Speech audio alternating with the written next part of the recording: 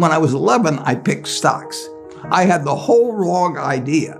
I was interested in watching stocks, and I thought stocks were things that went up and down, and I charted them.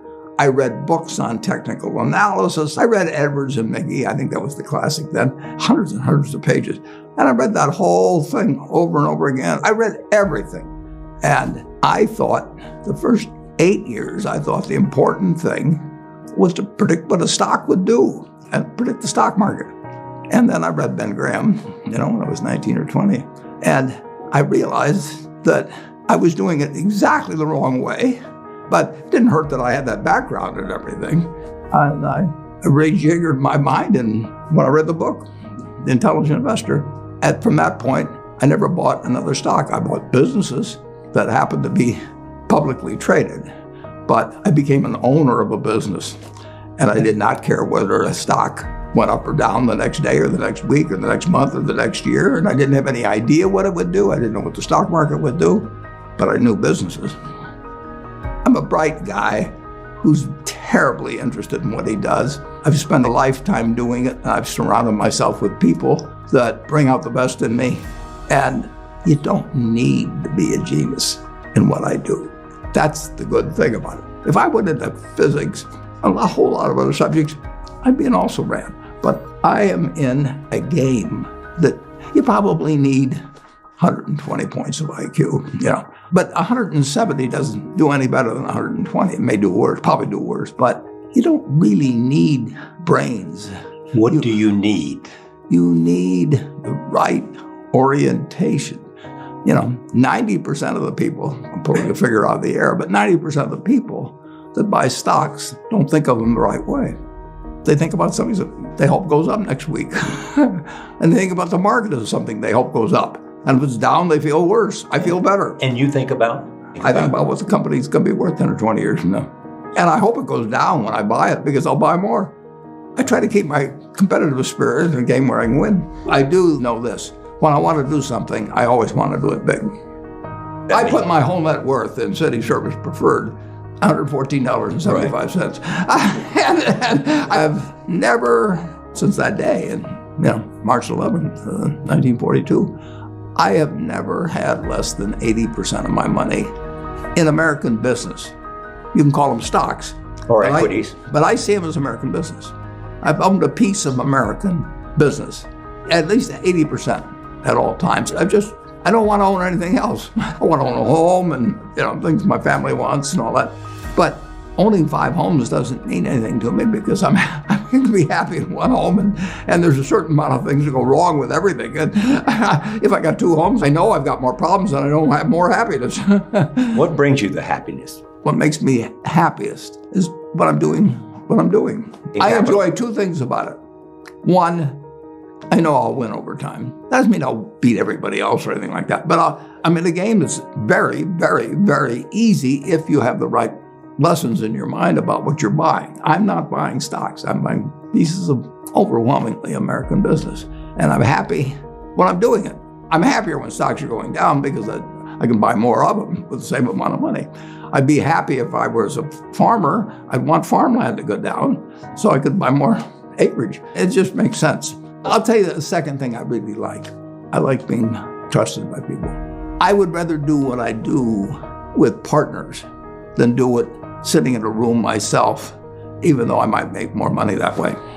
Let's pretend there is no stock market. Let's say I had to buy these privately, like you buy a farm privately, like you buy an apartment house privately. They're investments. So you're looking to say, what can I do with money I've saved to put it away so I feel good about getting it back later under any circumstances, but not necessarily on a given moment. But if I have a farm, it's going to take me a while. But people would be so much better if they actually didn't have a stock market in terms of buying businesses. The United States economy, and it's very easy to look at the statistics on it. I mean, more people, a greater percentage of the American population is wealthy now or having more income now than they've ever had. And if you look at whether Bank of America will give you their average deposit, I mean, you just look at the wealth that's out there. That doesn't mean everybody's wealthy, but it does mean relative to any other period of time. I mean, people have more money now They get mortgages at lower rates than they've ever gotten. So if they want to buy a house or something, right today, you live in an environment where the bottom 2% in terms of income in the United States, the bottom 5%, and for sure the top 1%, all live better than John D. Rockefeller was living when I was 6 years old. John D. Rockefeller was the richest man in the world.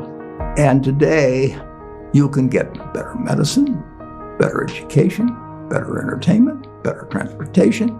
You can do everything better than he could. It's astounding. That's in my lifetime. If he wanted to watch a football game, he still had to go there. And I can sit there with this big screen, and they keep showing me the replay, so that explaining to me what happened and everything. And maybe everybody doesn't have a screen as big as mine, but damn near everybody has a screen or an iPhone or a computer or access to one. And they have access. When I was born, the dentist didn't use Novocaine. So there has been progress, obviously. Oh, And nowhere more than in the United States. there's no country that's done what our country's done. If you go back 3 of my lifetimes, you're looking at less than 1% of the world's population, closer to half of 1%, are sitting in this land. They don't work harder than people in all the rest of the world. I mean, in terms of hours of unpleasant labor, everybody's got hours of unpleasant labor in those days practically. They don't come laden with gold and, they are half of 1%. And they work the same hours, they got the same IQs. They may be a little self-selected in terms of enterprise, in terms of going across oceans and things. And fast forward a couple of lifetimes, and they've got 20% plus of all the bounty in the world. I mean, that is something that has worked like nothing. Just imagine that. If you've gone to anybody, Constitutional Congress, in 1789, if you go to any one of the representatives there, and you said, I want to tell you what this place is going to look like, in 3 more of your lifetimes, your great-great-grandchildren are going to be flying in the skies, they're going to be watching sports all over the world, they're going to be entertained, their medicine. They'd have hold you off to a lunatic society of what he's doing. He's getting 50 cars and he's getting a whole bunch of little claim checks.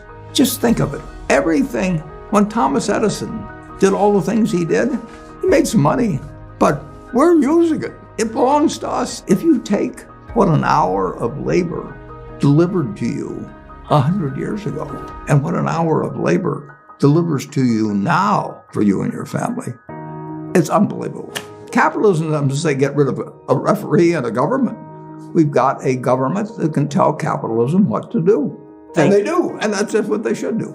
And they do it in different ways at different times and all kinds of things. But it's claim checks on future output. That was it. And the claim checks belong to me, so if I want to buy 50 super yachts, I can do it.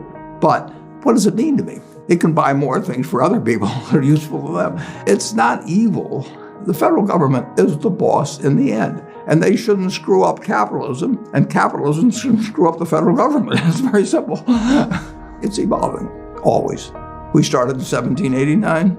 We had business, and it's gotten far, far, far, unbelievably more productive for people. And the only thing it can do with what it produces is give it to other people. It isn't like the 50 richest guys in the country can say, I'm just going to eat everything. They're turning out products. iPhone that I have, which I'm probably the least capable guy in the world of working with it, but it makes life better. But that comes with government. So far, we've got the best system. We've got a better system than we used to have, and we'll have a better system 50 years from now. Why are you so sure? Well, I've seen 91 years of it. I've never seen a period where I didn't believe that. Not every aspect. We can go backwards in some. No, it's not. But it's unbelievable what has happened. I mean, just think of it. We've had a civil war. We've had a Great Depression. We've had all these things.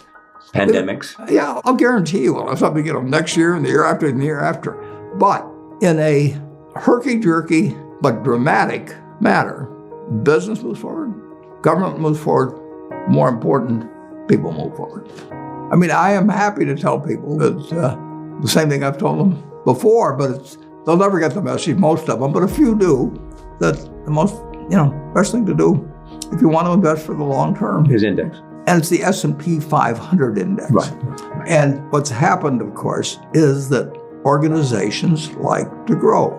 So they set up indexes on different industries, different countries. And as soon as you do that, you're violating basically what Jack Bogle said. He says you don't know enough to pick the right businesses, which means you don't know enough to pick the right countries, you know enough